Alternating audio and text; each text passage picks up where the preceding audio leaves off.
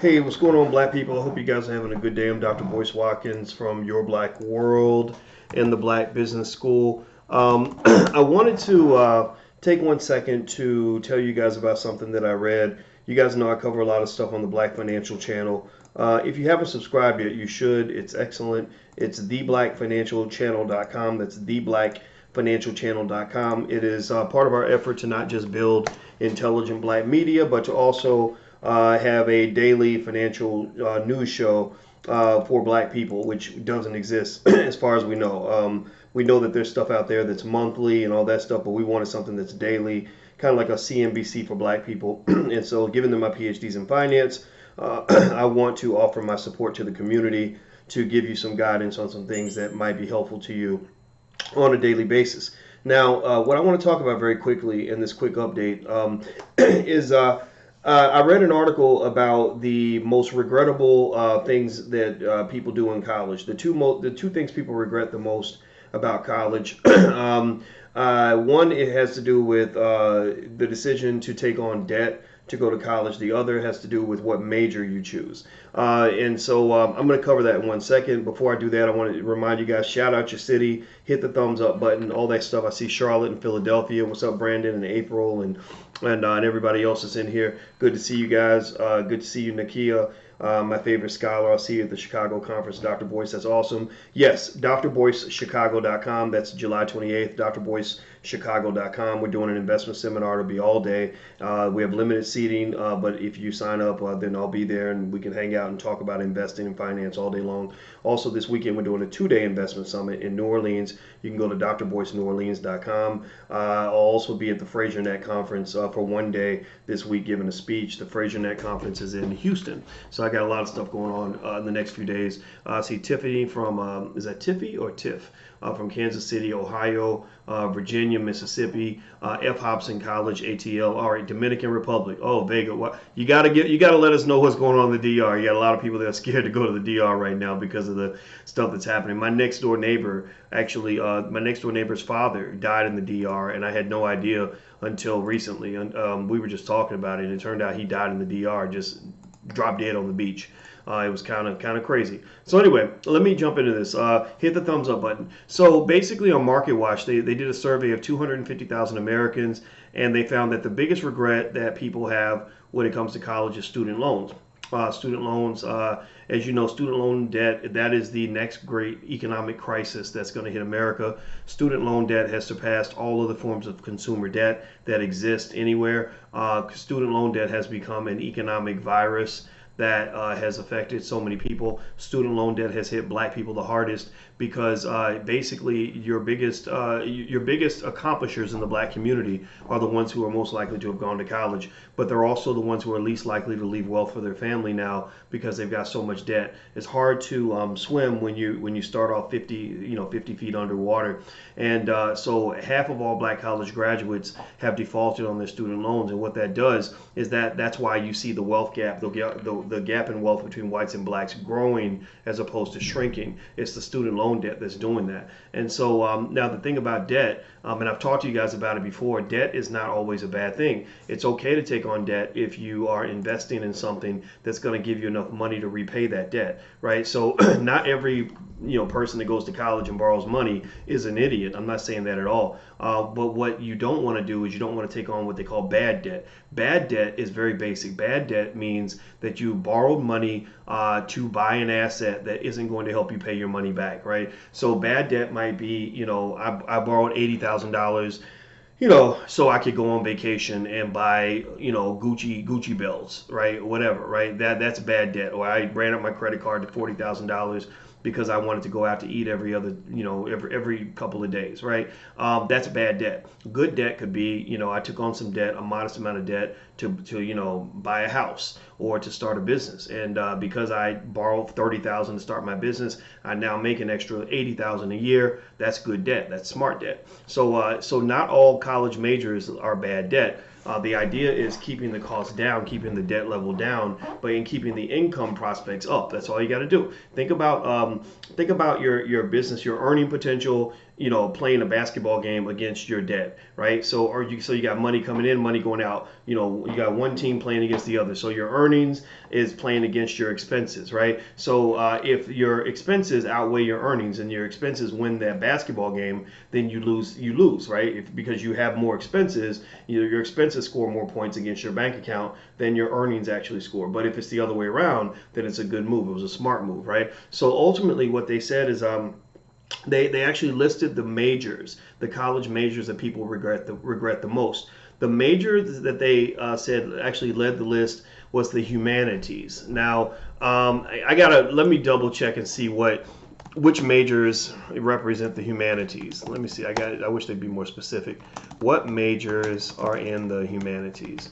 Okay. The humanities would be English literature, modern languages, history, philosophy, social sciences, anthropology, economics, geography, political science, and sociology. Yeah, economics is funny because if you do financial economics, then it works out quite well. But if you're doing other forms of economics, it can be a little bit iffy. I remember when I was getting my PhD in finance, we would graduate and we would the finance majors, we would make twice as much as our peers who were in the same classes, learning the same stuff, who studied economics. So the economics majors would graduate. Maybe if they could get a job, they might make 60 or 70,000. Now we were all PhDs, which is very high on the educational food chain. It's very hard to do. It took us years to finish. But we would make like maybe as much as 140, 150, right, on our first job. So we were learning the same skill, but because we had a different label, we made a higher salary and had more jobs available. It was the weirdest thing. So we used to make a joke and say the economics majors don't understand, demand and supply. They don't understand labor markets very well because they're smart as hell, learning more than the rest of us, but getting paid less money and they have fewer jobs. That didn't make sense to us. The other areas that they mentioned that people regret are physical and life sciences. Third is social sciences.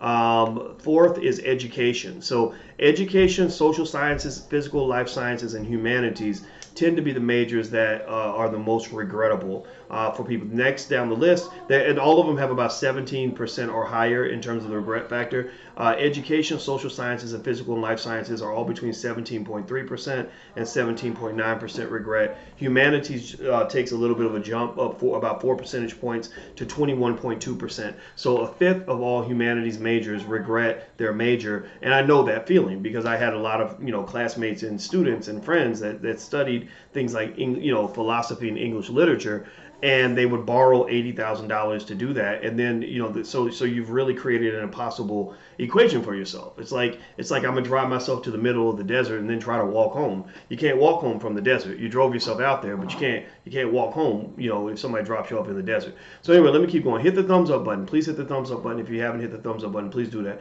Now Michael says I'm an economics major. Is that a social science? Yes, it is. But remember, even if 17.6% of the social sciences majors regret being a social science major, that still means the majority of them don't have regrets. So I'm not here to tell you that it's bad or that it's a mistake. I'm just here to tell you that these are listed as the most regrettable majors. Next on the list is communications.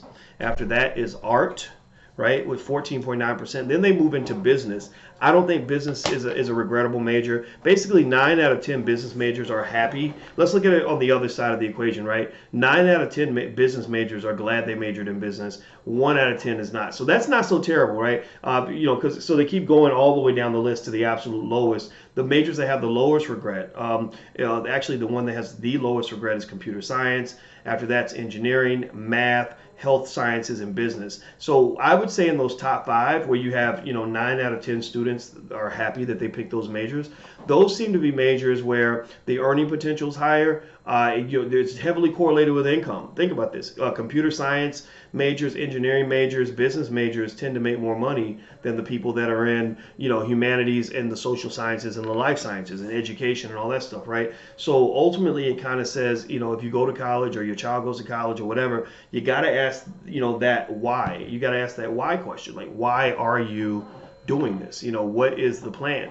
And the problem is people go into it and they don't have a plan. Well, if you go into it without a plan, then the government, the world has a plan for you. The plan is for you to die in debt. So if you don't come up with another plan to trump the original plan, then you're going to be part of somebody else's master plan, which is to put you in debt, have you die in debt, and have you contribute to a growing wealth gap between whites and blacks, because we're giving away about $1 trillion in black wealth every generation because we are taking on all the student loan debt. Most of that money is going to big white universities, right? And so that really, if you want to look at the mechanics of the wealth gap and what's causing our wealth to be so much lower than whites, one of the, it doesn't explain why our wealth is lower than whites, but it does explain why our wealth gap grows, right? Do you understand what I'm saying? Like, racism in history explains why the gap was created, but it's actions that are in the current that explain mostly why it isn't getting better, why it's getting worse. Well, it's getting worse because we're taking on the wrong formula to try to fix it, right? So anyway, that's it. I just wanted to share that with you guys.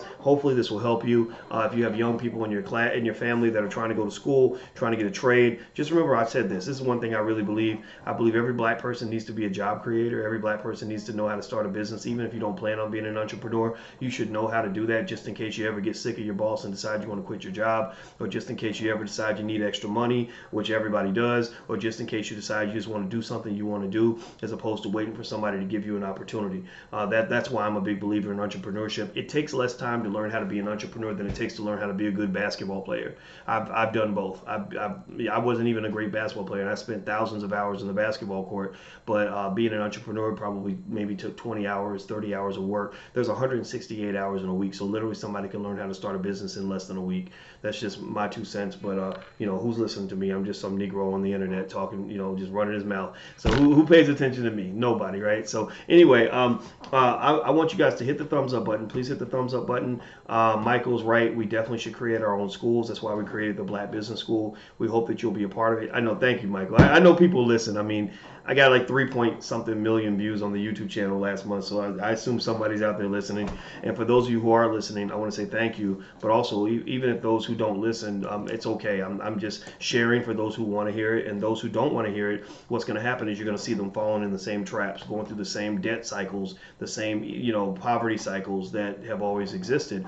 And so I feel bad for them because you're looking to your oppressor to give you a solution for your oppression. Your oppressor will never teach you how to become unoppressed. Why would they ever do that? Because you're a very good servant. You're a good slave. Why would they want you to be anything other than their servant, other than their slave? And that's just the reality of it all. So in order for you to grow, you're going to have to think independently. That's just the truth. All right. So anyway, hit the thumbs up button, hit the share button, hit the subscribe button. I'm about to go. Also, make sure you subscribe at theblackfinancialchannel.com to get daily financial news and updates. I've been talking a lot about investing, the markets, Bitcoin, all this stuff that's going on.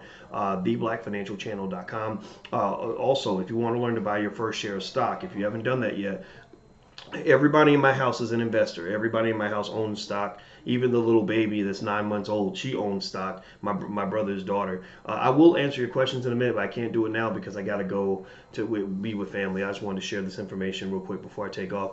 Also, if you want to come see me in New Orleans this week, you can go to drboyceneworleans.com. If you want to see me in Chicago, July 28th, drboycechicago.com. Of course, the All Black National Convention is the end of September, so that's allblacknationalconvention.com. So there's a lot of stuff. And another thing too, we have our financial workbooks for your kids. If you want to learn, if you want your kids to learn this stuff, we created workbooks, really good workbooks for children of all grade levels. Feel free to go take a look. It's financialworkbooks.com. That's financialworkbooks.com. I'm out of here, guys. Have a good day. And I don't know how I feel about the University of Phoenix because I agree with you. I think somebody made a good point here. University of Phoenix is not a great school, but if you have an MBA from them, they might take you seriously. Yeah, I don't know. I think University of Phoenix is very expensive. I don't really know exactly what the market value of an MBA is, but then again, though, I don't really apply for jobs much. Like the T-shirt says, I haven't applied for a job for a long time, so I'm not one to tell you how to navigate that job market. That's just not what I believe in as a black man. I believe as a black man, my freedom is connected to me being able to create my own job, and that's just a reality. So I'm out of here, guys. Have a good day, and I shall see you soon. Take care. Peace.